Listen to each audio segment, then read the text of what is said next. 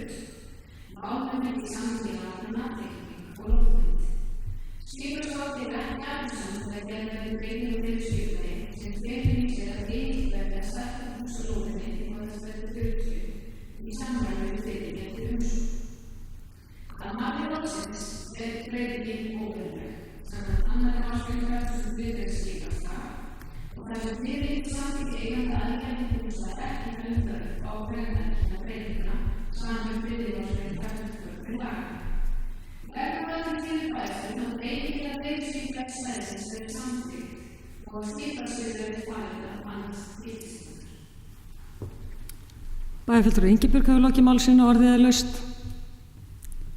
Þeir sem geta samþykkt tillögu skipulagsráðs gefið merki. Það eru 11, takk fyrir það.